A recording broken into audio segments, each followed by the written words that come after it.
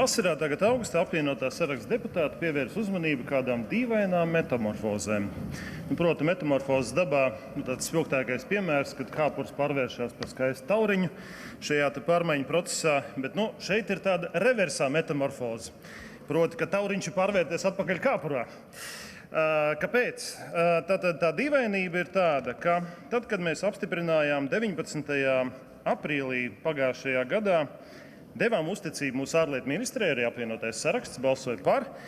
Tad mēs visi saņēmām mums adresētu dzīves gājumu, proti CV, kur bija ļoti smalki atšifrēta arī Bražas kundzes vēsture, proti no 88. līdz 90. gadam Latvijas Tautas frontes koordinātori juridiskās fakultātes 3. un 5. kursā, 89. 90. gads stažieri praktikanti Latvijas muitā, 90. līdz 92. gads juristi, konsultanti, starptautiskā sadarbība, tad jau aiziet ārlietu ministrija un viss pārējais. Skaists tauriņš.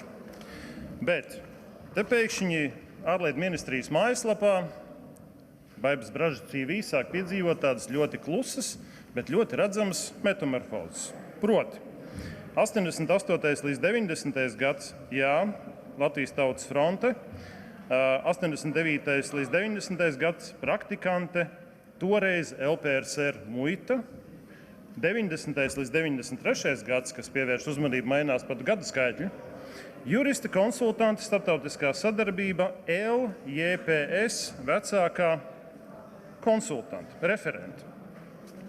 Tas, protams, mums radīja jautājumus. Tad internetā parādās šādas publikācijas ar seniem PSRS laika dokumentiem. Līdz ar to apvienotajā sarakstā radās zinātkāra. Un tāpēc mēs esam noformulējuši pāris jautājumus, lai būtu šajā visā skaidrība. Proti, mēs jautājam. Tad publikācijā Facebook jūs norādījāt, ka 1990. gadā augustā strādājāt Latvijas jaunatnes progresa savienībā, kas interesanti, ir Latvijas Ļeņina komunistiskās jaunatnes savienības tiešs mantinieks. Mūsu jautājums, kādu amatu jūs ieņēmāt un kādi bija jūsu darba pienākumi? Un kāpēc, galvenais jautājums, Saeimai sniegtajā CV nebija norādīts šis darba devējs? Un kāpēc šī informācija tika slēpta brīdī, kad mums bija jāizvērtē attiecīgais kandidāts un jābalso Saeimas sēdē par ārlietu ministres apstiprināšanu?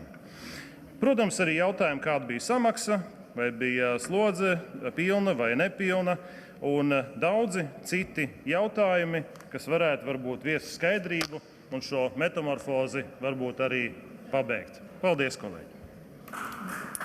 Nododam pieprasījumu komisijai.